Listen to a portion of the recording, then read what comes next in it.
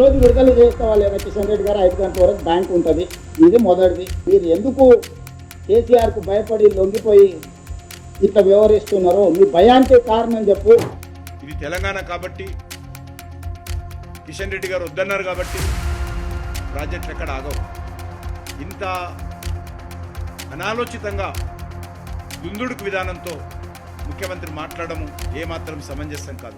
నమస్తే. గత 2 రోజులుగా హైదరాబాద్ మెట్రో పైనే రాష్ట్ర రాజకీయాలన్నీ కూడా నడుస్తున్నాయి. రాష్ట్ర ముఖ్యమంత్రి రేవంత్ రెడ్డి హైదరాబాద్ మెట్రో ఫేజ్ 2 విస్తరణకు కేంద్ర ప్రభుత్వం సహకరించట్లేదు. కేంద్రంలోని ఇతర మంత్రులు సహకరిస్తున్నా సరే రాష్ట్రం నుంచే కేంద్రంలో ప్రధాన పాత్ర పోషిస్తున్న కిషన్ రెడ్డి మోకాలు అడ్డు పెడుతున్నారు.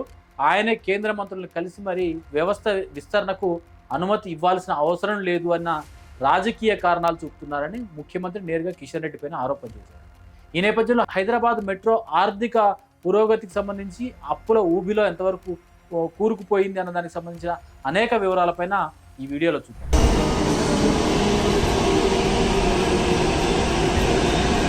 మొదటిది, హైదరాబాద్ మెట్రో ప్రారంభమైనప్పుడు ఎలా ఉండింది, ఇప్పుడు ఎక్కడి దాకా వచ్చిందని ఒక ప్రస్థానం చర్చిస్తే కనుక, హైదరాబాద్ మెట్రో నిర్మాణం ప్రారంభమైంది, సుదీర్ఘకాలం జరిగింది. సత్యం కంపెనీ, సత్యం మైటాస్గా ఉండి వారు హైదరాబాద్ మెట్రో కోసం బిడ్డు వేసిన రోజుల నుంచి చూసుకుంటే 2017 వరకు అంటే బిడ్డు ప్రారంభమయ్యి సంస్థలు ఇవన్నీ కూడా స్టార్ట్ అయిన తర్వాత ఎల్ఎన్టీకి ఆ కాంట్రాక్ట్ లభించడము, ఎల్ఎన్టీ నిర్మాణ ప్లాన్ ప్రారంభించి 2017లో మొట్టమొదటి ట్రయల్ రన్ స్టార్ట్ అయింది.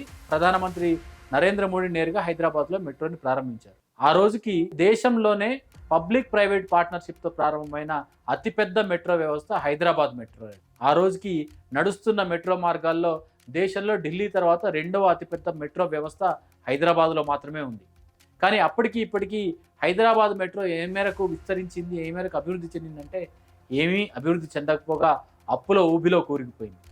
దేశంలో 2వ అతిపెద్ద మెట్రో వ్యవస్థగా ఉన్న హైదరాబాద్ మెట్రో ఇప్పుడు దేశంలో 9వ స్థానానికి దిగజారిపోయింది. మెట్రో వ్యవస్థలో ఫేజ్ 1లో 69.2 కిలోమీటర్ల మేరకు 3 మార్గాల్లో నడుస్తున్న హైదరాబాద్ మెట్రో రైలు ఇంకా కూడా అక్కడే ఉండిపోయింది. హైదరాబాద్ మెట్రోని నడపడానికి రోజు రోజుకి అవుతున్న ఖర్చు రాబడి కంటే కూడా ఎక్కువగా ఉంది.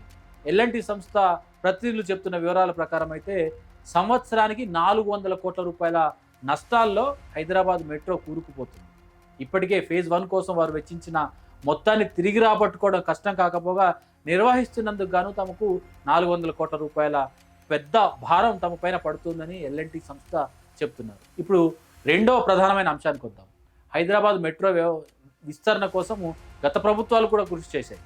గడిచిన 10 సంవత్సరాల్లో ప్రాతిధ్యం వహించిన బీఆర్ఎస్ ప్రభుత్వము మెట్రోని విస్తరించుకోవాల్సిన అవసరం ఉంది. నగరాభివృద్ధికి మెట్రో రైళ్ల విస్తరణ అనేది చాలా కీలకము. ప్రపంచవ్యాప్తంగా కూడా ప్రజా రవాణాకి మెట్రో పనిచేసినంత సమర్థవంతంగా మరే వ్యవస్థ కూడా పనిచేయదు. కాబట్టి మెట్రోను విస్తరించుకోవాల్సిన ఆవశ్యకతని కేసీఆర్ కూడా గుర్తించారు. కానీ కేసీఆర్ చేసిన ప్రణాళికలు ప్రారంభం కాకముందే ప్రభుత్వం మారిపోయింది. రేవంత్ రెడ్డి సర్కార్ వచ్చింది, కాంగ్రెస్ పార్టీ ప్రభుత్వం వచ్చింది. కాంగ్రెస్ పార్టీ కూడా తమదైన ప్రాధాన్యతని మెట్రో విస్తరణ కోసం నిర్మించుకున్నారు. ఈ నేపథ్యంలో హైదరాబాద్ మెట్రో ఫేజ్ 2ని ప్రారంభించాల్సిన అత్యంత అవసరాన్ని రేవంత్ రెడ్డి సర్కారు గుర్తించింది. ప్రభుత్వం వచ్చిన కొద్ది రోజులకే మెట్రో వ్యవస్థకు ఫేజ్ 2 నిర్మాణానికి అవసరమైన అనుమతుల కోసం కేంద్ర ప్రభుత్వాన్ని వారు సంప్రదించారు కూడా. కేంద్ర ప్రభుత్వం ప్రాథమిక అంచనాలు వీటన్నిటి కూడా స్టడీ చేసిన తర్వాత మెట్రో ఫేజ్ 2 నిర్మాణానికి అనుమతులు సూత్రప్రాయంగా ఇవ్వడంతో పాటుగా నిర్మాణానికి అవసరమైన సగం భారాన్ని కేంద్రం భరించడానికి అంగీకరించారు కూడా. అంటే సాధారణంగా ఏదైనా సరే ఒక పెద్ద ప్రాజెక్టు నిర్మిస్తే భూసేకరణ అంతా కూడా రాష్ట్ర ప్రభుత్వ పరిధిలో ఉంటుంది. కాబట్టి భూసేకరణ రాష్ట్ర ప్రభుత్వం చూస్తుంది. మిగతా నిర్మాణానికి అవసరమయ్యే ఖర్చులో 50% కేంద్రం, 50% రాష్ట్రం భరించాలని ప్రాథమిక అవగాహనకు 2 ప్రభుత్వాలు వచ్చాయి. కానీ ఇప్పుడు మెట్రో ఎవరి చేతుల్లో ఉంది అంటే ఎల్ఎన్టీ సంస్థ చేతిలో ఉంది. ప్రస్తుతం ఉన్న హైదరాబాద్ మెట్రో 90% ఈక్విటీ ఎల్ఎన్టీ సంస్థ చేతిలో ఉంది. మొదటి ఫేజు నిర్మించి ఆల్రెడీ రన్ అవుతున్న ఈ వ్యవస్థని కొనసాగించడమే తమకు పెద్ద భారంగా ఉంది. కాబట్టి 2వ ఫేజ్ నిర్మాణానికి తమ సంస్థ ఆర్థికంగా అంగీకరించబోదు, అనుమతులు ఆ మేరకు తమకు వెసులుబాటు లేదు అని చెప్తున్నారు. వీలైతే మొదటి ఫేజ్ని పూర్తిగా వదులుకోవడానికి కూడా తాము సిద్ధంగా ఉన్నామని చెప్తారు. కేంద్ర ప్రభుత్వం కూడా 2వ ఫేజ్ విస్తరణ కోసం రాష్ట్ర ప్రభుత్వం ఎలాంటి ప్రణాళికలు చేస్తుంది, ఆర్థికపరమైన అంశాలకు సంబంధించి వివరాలు కోరితే ఎల్ఎన్టీ సంస్థ ఆ మేరకు వెచ్చించే పరిస్థితుల్లో లేదు. కాబట్టి సుముఖత వ్యక్తం చేయలేదు. కాబట్టి ఏం చేస్తారంటే రేవంత్ రెడ్డి చెప్పారు, ఎల్ఎన్టీ సంస్థ చేతిలో ఉన్న ఫేజ్ 1 కూడా మేమే టేక్ ఓవర్ చేసుకుంటాం, తద్వారా ఎల్ఎన్టీ సంస్థకు వారికి ఇవ్వాల్సిన ఈక్విటీ మొత్తాన్ని చెల్లించడంతో పాటుగా సంస్థ పేరున అంటే హైదరాబాద్ మెట్రో పేరున ఉన్న అప్పులన్నిటి కూడా మేమే కట్టి మొత్తం సంస్థ ఈక్విటీని మొత్తం కూడా 100% రాష్ట్ర ప్రభుత్వమే తీసుకుంటుందని చెప్పారు. అంటే ఎల్ఎన్టీ సంస్థ ఈక్విటీ వారి వాటా కింద ప్రస్తుతం ఉన్న సుమారు 1450 కోట్లు 60 కోట్లు సుమారుగా ఆ మొత్తాన్ని ఎల్ఎన్టీకి ఇవ్వడంతో పాటుగా హైదరాబాద్ మెట్రో పేరిట మెట్రో కోసమని ఆ సంస్థ చేసిన అప్పులు 13,600 కోట్ల రూపాయలు. ఈ 13,600 కోట్లకు కూడా ఈ అప్పును కూడా తీసుకొని వారికి ఇవ్వాల్సిన 1,400 చిల్లర కోట్లని ఎల్ఎన్టీ సంస్థకి ఇస్తే మొత్తంగా ఆ సంస్థ మొత్తం తెలంగాణ రాష్ట్ర ప్రభుత్వానికి వస్తుంది. కాబట్టి ఫేజ్ 1 మొత్తాన్ని నిర్వహించడంతో పాటుగా ఫేజ్ 2 విస్తరణకు అవసరమయ్యే ఖర్చు భారాన్ని కూడా రాష్ట్ర ప్రభుత్వం భరిస్తుంది. ఫేజ్ 2 విస్తరణకు అవసరమైన నిర్మాణ వ్యయంలో సగాన్ని కేంద్ర ప్రభుత్వం భరించాలని చెప్పారు. ఇది ప్రస్తుతం వరకు ఉన్న హైదరాబాద్ మెట్రో స్థితి. కానీ సమస్య ఎక్కడొచ్చిందంటే కేంద్ర ప్రభుత్వం 50% నిధులు ఇవ్వడంతో పాటుగా ఇప్పటికే రాష్ట్ర ప్రభుత్వం భరిస్తామని చెప్తున్న 13,600 కోట్ల రూపాయల రుణాన్ని రాష్ట్ర ప్రభుత్వం చెల్లించాల్సి ఉంది.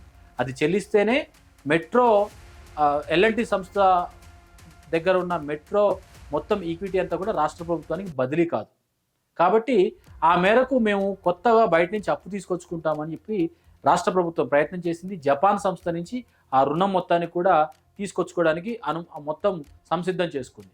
కానీ కేంద్ర ప్రభుత్వం అనుమతి అవసరం ఉంటుంది. ఒక విదేశాల నుంచి రాష్ట్ర ప్రభుత్వాలకు నేరుగా ఒక అప్పు రావాలంటే అది ఏ మార్గం ద్వారా రావాలంటే ఐఆర్ఎఫ్సి ద్వారా వచ్చే విధంగా మార్గం సుగమం చేసుకున్నారు. ఐఆర్ఎఫ్సి అంటే ఇండియన్ రైల్వేస్ ఫైనాన్స్ కార్పొరేషన్ కింద ఆ మొత్తం కూడా రూట్ చేయడానికి అవకాశం ఉంటుంది.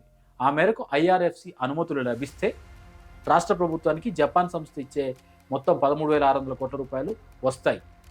అది జూన్ 15వ తారీఖులోగా ఎల్ఎన్టీ సంస్థకు ఇచ్చేస్తాము.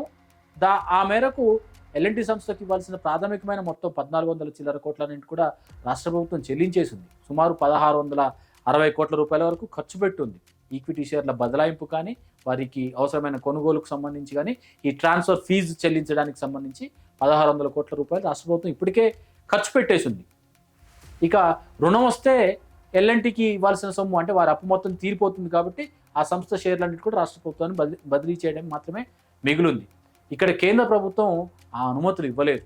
ఐఆర్ఎఫ్సి నుంచి రావాల్సిన క్లియరెన్స్ రాకపోవడం ద్వారా జూన్ 15 నాటికి రాష్ట్ర ప్రభుత్వానికి రావాల్సిన ఈ 13,600 కోట్ల రూపాయలు రాకపోవడంతో ఎల్ఎన్టీ సంస్థలు ట్రాన్స్ఫర్ చేసుకోలేకపోయింది. ఈ రకంగా ఫేజ్ 1 మొత్తాన్ని కూడా టేక్ ఓవర్ చేసుకోవడం సాధ్యపడలేదు. ఫేజ్ 2 నిర్మాణానికి సంబంధించి కూడా కేంద్ర ప్రభుత్వం అనేక కొర్రీలు పెట్టిందని కిషన్ రెడ్డి పైన రేవంత్ రెడ్డి నేరుగా ఆరోపణ చేస్తూ ఉన్నారు. ఫేజ్ 2 నిర్మాణానికి సంబంధించి అన్ని అనుమతులను కూడా ఇవ్వలేదు. 50% ఖర్చు మొత్తాన్ని భరించడానికి కేంద్ర ప్రభుత్వం సంసిద్ధతని వ్యక్తం చేయలేదు. మీకు ఇచ్చే ఉద్దేశం లేదని చాలా స్పష్టంగా అర్థమవుతుంది.